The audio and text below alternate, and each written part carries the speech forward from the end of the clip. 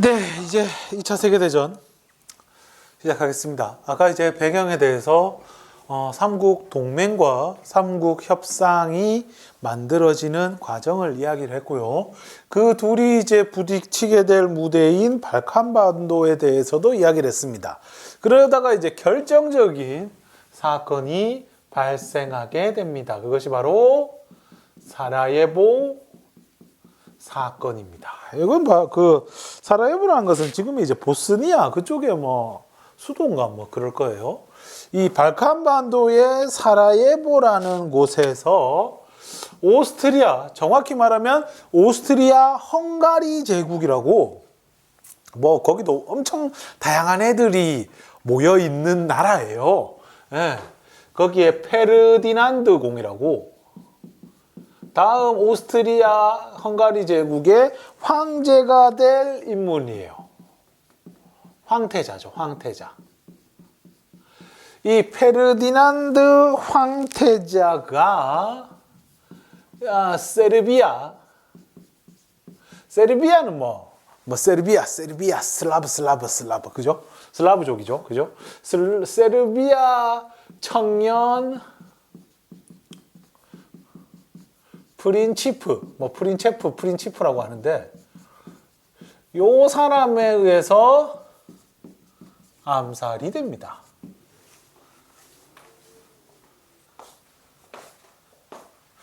이 페르디난드 황태자, 이 사람이 좀 그런데, 원래 황태자가 될 운명이 1도 없었던 사람이거든요. 자기네 큰아빠가 이제 황제였고, 그 다음에 동생들, 큰아빠 동생도 있었고, 야네 아버지가 거기에 뭐라 해야 되노? 막내인가 하여튼 그랬어요. 그 집안에. 그래가 야한테 넘어온다는 건 상상도 못할 일이었는데, 원래 황태자였던 황제의 아들이 죽고, 그 동생은 옛날에 어디서 처형되고, 그래가지고 그게 자기 아버지한테, 황태자 자리가 왔는데, 자기 아버지도 얼마 있어 죽고, 그래가지고 본의 아니게요, 이 사람이 황태자 자리에 앉게 된 거예요. 그랬는데 이 사람은 별로 이런 거에 대한 욕심이 있었는지 없었는지 모르겠는데, 이 사람 부인이 유명한 게 이제 조피라고, 원래 이제 시녀하던, 원래 이 황태자가 결혼을 안 해가지고 여러 가지 중매라든가 선이라든가 이런 걸 많이 보는데, 그거 다 마음에 안 들어 하다가 어느 날은 그 중매 왔던 걔가 아니고 중매 왔던 애의 시녀인 조피를 보고 사랑에 빠졌어요. 그 시녀라고 해서 우리 개념처럼 하인 이런 게 아니고, 얘도 맨 귀족은 귀족이에요. 옛날에 헨리 8세 할 때, 헨리 8세 할 때도 이야기를 했잖아요. 그때 제인 시모라든가 이런 사람, 엠블린이라든가 이런 사람들이 보면은 전부 시녀지만 원래 귀족집에 딸내미들이 이렇게 궁궐 일도 하면서 여러 가지 인맥도 넓혀 나가고 이렇게 하는 걸로 이렇게 하기 때문에, 이 조피도 그렇다고 해서 완전 천민이다 이 정도는 아니고 100작 정도, 그러니까 귀족들 가운데서 중간 정도 되는 그 정도 레벨의 사람이었는데, 이 결혼한다 하니까 이 오스트리아 이 제국도 야들도 가오가 엄청 나거든요. 자기들이 어떤 황족에 대한 그게 있거든. 그래가지고 안 된다 하면서 이래 했었는데, 그러면은 페르디난드 황태자가 그럼 나는 황태자 안 하면 될 거 아니냐 하면서 이래 가니까 어쩔 수 없이 이제 결혼을 허락해 줘가지고 하여튼 결혼을 했어요. 하여튼 이것만으로도 되게 좀 영화 같은 얘기인데, 그래가지고 이 사람이 이제 세르비아가 아니고 이 사라예보에 방문을 한 거예요. 근데 세르비아가 오스트리아에게 감정이 좀 별로 안 좋아요. 왜냐면 세르비아가 원래 목표로 했던 게 알바니아라는 곳이거든요. 아까 얘기했던 2차 발칸 전쟁 이후에 세르비아가 알바니아라는 곳을 합병하려고 하는데, 오스트리아가 반대를 해요. 이 알바니아가 바닷가를 끼고 있어가지고 이때 당시에 좀 뻗어나가려고 하면 바닷가를 껴야 되거든요. 근데 이거를 오스트리아의 반대로 실패한 거야. 그것만으로 해도 열받는데 이 오스트리아가 보스니아 헤르체고비나라는 곳을 합병을 하면서 세르비아가 그냥 꼼짝달싹 못하게 된 거예요. 그래서 세르비아 사람들이 불만이 많았는데 그 전부터 얘기는 돌았어요. 뭐 오면은 그 암살 사건 일어날 거다 하면서. 그래가지고 페르디난드도 준비를 많이 하고 갔어.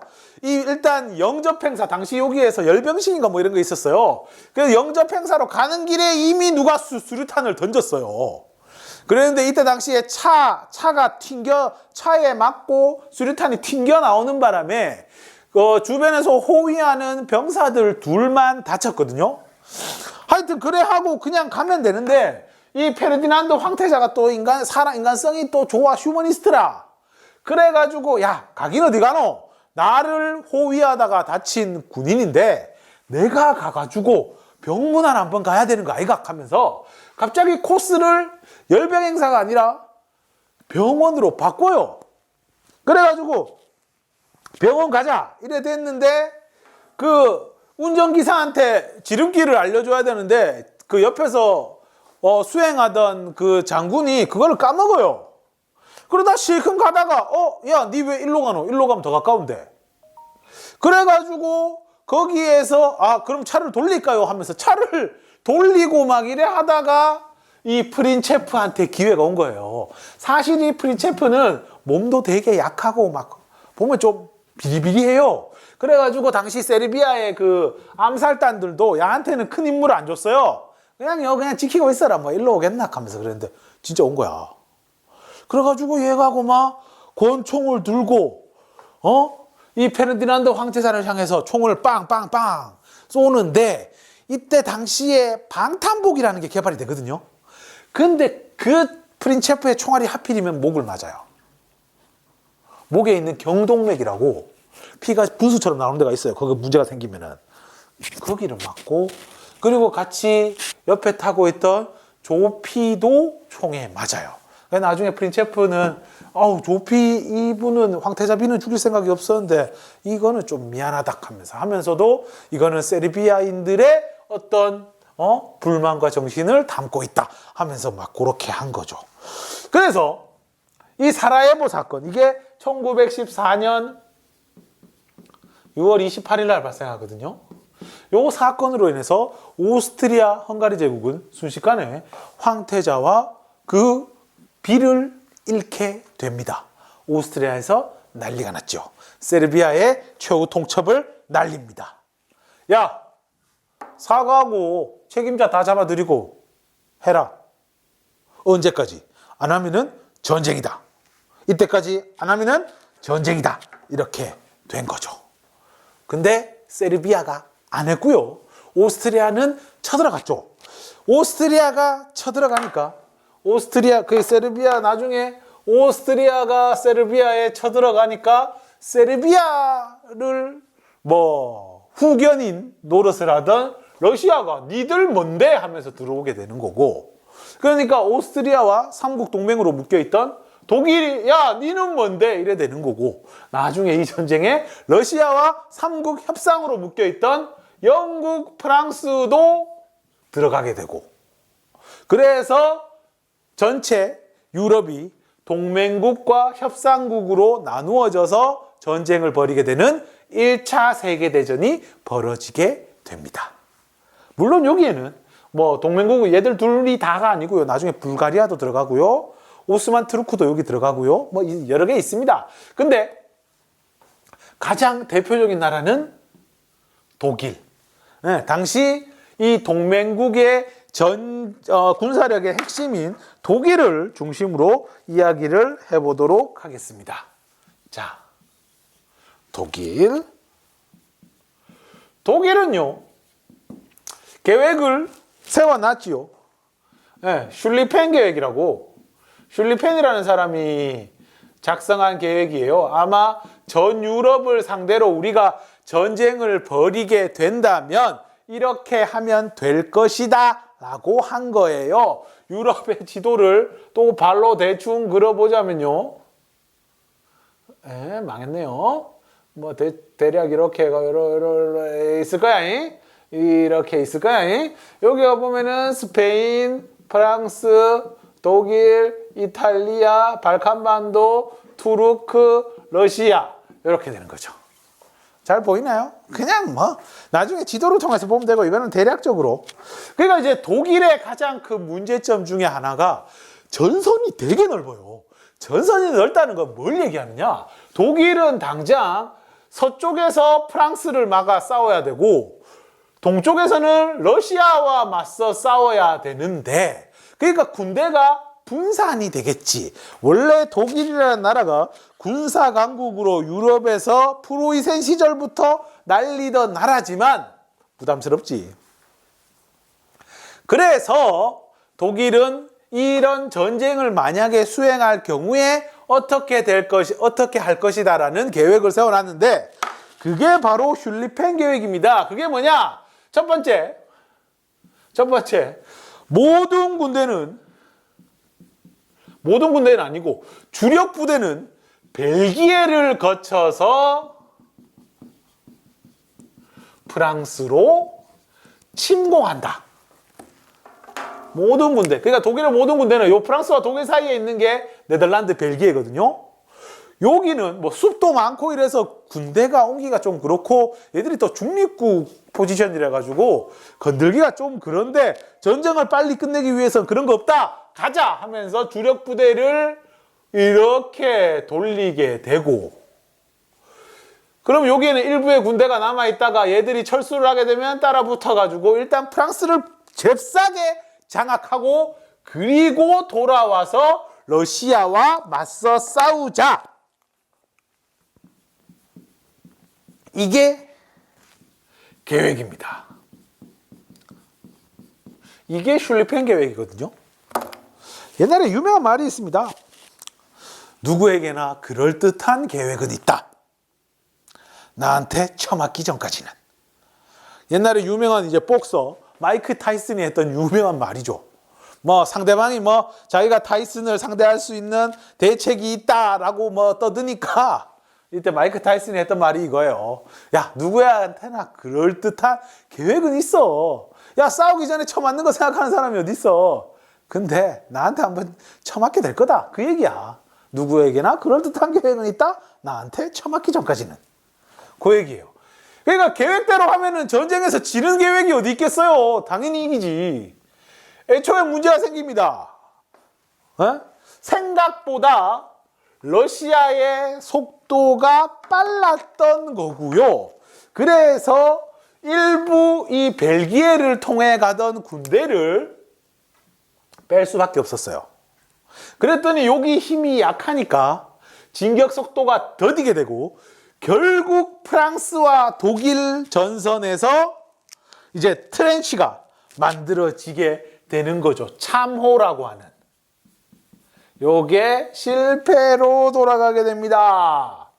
왜? 마른이라는 지역에서 대규모 전투가 벌어지게 됩니다. 1914년에 9월 6일부터 9월 10일까지 단 4일 동안 50만 명을 갈아 넣은 전투예요. 요 전쟁에서 50만 명이 죽었어요. 5일 만에, 그죠? 그러면서 독일의 진격을 멈추게 되고 각 지역에서는 참호를 판 참호전이라는 전투 형태가 나타나게 됩니다. 쉽게 말하면 이런 거예요. 이때 당시에 화기가 엄청 발달을 하거든요. 화기라는 거, 무기가 엄청 발달을 해요. 근데 전술, 이 발달되는 무기 속도를 따라갈 수 있는 전술이 없어요. 그 전술은 옛날 하던 식으로 뭐냐? 돌기가 앞으로야. 그럼 어떻게? 안 되지. 이때 기관총 나오거든요. 기관총 나와요. 그러니까 전선이 이렇게 깔린단 말이야. 그럼 여기에 기관총, 여기에 막 철조망 같은 거를 막 이렇게 배치를 하는 거야. 그리고 여기 기관총. 어쩔 수 없이 사람들이 이리로 오게 만들어가지고 여기에 화력을 들이부어가지고 갈아 녹이는 거야. 이쪽도 마찬가지예요. 철조망 가득 기관총. 그러니까 여기는 움직이면 손해인 거야. 움직이면서 오는 거예요. 그리고 프랑스로 가는 요 지역은 산이나 이런 것도 별로 없어요. 거의 평지예요. 거의 평지에 비 오면은 질퍽질퍽해지고. 그러니까 돌격이라는 것 자체가 안 돼. 근데 독일에서는 빨리 프랑스를 해결해야 러시아랑 싸울 수가 있으니까 그냥 전쟁 돌격하면서 갈아 넣는 거야. 하루에 막 몇만 명 죽는 게 여사로 일어납니다. 그러니까 나중에는 어떻게? 여기에 사람들이 땅 파고 버티는 거야. 고개 빼꼼히 들으면 총 날라오니까. 알겠죠? 그런 식의 전쟁을 참호전이라고 합니다. 그게 나중 되면은 나오면 손해인 거예요. 그게 둘 다 버티고 있는 거야. 장기전으로 끌고 가는 거죠. 네, 장기전으로 끌고 가요. 뭐 하여튼 그렇습니다. 네, 참호전. 그래가지고 이 참호만 보면은 되게 좀 스타일이 다르대요. 독일 같은 경우에는 정말 어디 가나 일사불란하게 똑같아요. 크기라든가 규모라든가 안에 있는 시설이라든가 다 똑같아. 근데 프랑스는 되게 자유분방하고 뭐 그랬다고 하는데 어쨌든 참호전에 걸리게 되면서 독일은 프랑스 쪽으로 진격도 못하고 후퇴도 못하고 이런 상황에 펼쳐지게 되고요. 그리고 문제는 이탈리아.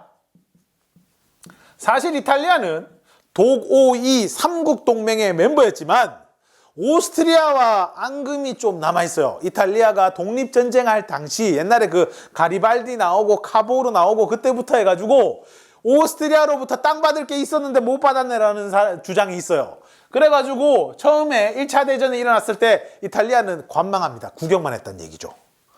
그러다가 나중에 1915년 3월 달에 협상국 쪽 삼국 협상팀으로 이탈리아가 들어가게 됩니다. 오스트리아와 앙금으로 인해 가지고. 그리고 시간이 지날수록 독일은 자꾸 불리해지는데 이 문제점을 타파하기 위해서 잠수함 작전을 쓰게 됩니다.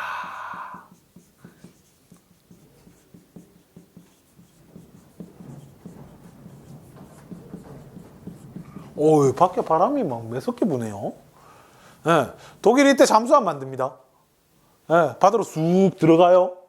쑥 들어가요. 그렇다고 해서 지금 생각하는 그런 잠수함의 형태는 아니고 주로 이제 잠수하는 시간이 그렇게 또 길지도 않아요. 지금처럼 바다 속에만 다닐 수가 있는 게 아닌데 뭐 어디 공기 호흡하러 나오듯이 어디 뭐라 해야 되나 소금쟁이 호흡하러 나오듯이 뭐고 옛날에 초등학교 때 배우는 뭐 개아제비, 장구예비 이런 것처럼 물장군, 물방개 이런 애들처럼 공기 뭐 이렇게 바다로 나왔다가 들어갔다가 이렇게 하는데 독일에 이때 당시에 유보트라고 해가지고 이 잠수함을 쓰게 됩니다. 그래서 결국에 바닷가에서 영국이 엄청나게 지원해 주는 게 부담이거든요. 그래서 독일이 엄포를 해요. 야 앞으로 바닷가에 독일 우리 근처에 오는 모든 배들은 내가 뭐 군함이든지 상선이든지 장사하러 온 아들이든지 뭐든지 여객선이든지 안 가리고 우린 다 폭파시킨다. 그래갖고 무제한 잠수함 작전이란 거를 쓰게 됩니다. 이걸로 재미를 좀 보거든요. 그런데 여기에 애꿎은 미국의 여객선 유스티니아호인가? 뭐 그런 이름이었던 것 같은데 그 배가 격침이 당해서 1000명이 넘는 사람이 죽는 일이 벌어지게 돼요. 그래서 미국에서 자꾸 여론이 안 좋아지게 되고 뭐 하여튼 그렇게 되는데 거기에 더해져 가지고 또 독일은 전보가 문제예요. 침엄한 전보라고. 당시 뭐 미국이 전쟁을 일으킬 거라고 전쟁에 참여할 거라고 이제 생각했나 봐요. 그래서 독일이 침엄한 사람이 외교관이지 싶은데 이 사람이 멕시코로 무전을 때려요. 정보를 때려요. 우리를 도와달라. 우리를 도와줘서 미국하고 싸우게 해주면은 우리가 나중에 보답해 줄게 하면서 막 그런 식으로 하게 되는데 이게 또 미국한테 걸리네. 그래서 미국 아들이 열받네. 그래서 결국 미국이 참전을 하게 됩니다. 1917년. 이때 당시 미국은요, 독일 영국, 프랑스 이런 애들 공업 생산량 다 합친 것보다 얘들이 더 많아요. 산업혁명 막 공장 빵빵 돌아가는 진짜 끝판대장이에요. 얘들이. 그래서 얘들이 들어와 가지고 이제 전쟁에 참여를 하게 되는데 좋은 소식도 있습니다. 이때 당시에 러시아에서 전쟁 못하겠다. 러시아 혁명이 일어나 가지고 러시아는 독일과 단독 강화를 하고 전쟁에서 빠집니다. 그러면 이제 이쪽만 신경 쓰면 돼. 프랑스 쪽만 신경 쓰면 돼. 그래서 또 독일 군인들은 막 갈아 넣어요. 근데 안 돼. 이제 미국도 와 있고 이러니까 안 돼. 결국 이런 좋은 소식이 있음에도 불구하고 이미 대세는 넘어갔다 하는 겁니다. 그래서 킬 군항에서 전쟁에 파견되는 수병, 지금 해군이죠. 수병들이 반란을 일으키게 되고 결국 비렐름 2세 전쟁의 원흉이죠. 어떻게 보면. 이 친구가 네덜란드로 망명을 떠나게 되면서 독일은 연합군에게 협상국이죠. 항복하게 됩니다. 협상. 이렇게 됩니다. 어우 손 시려. 네, 이렇게 해서 독일이 고군분투했던 전쟁이 끝이 나게 됩니다. 네, 이따가 또 뒷부분 하도록 하겠습니다.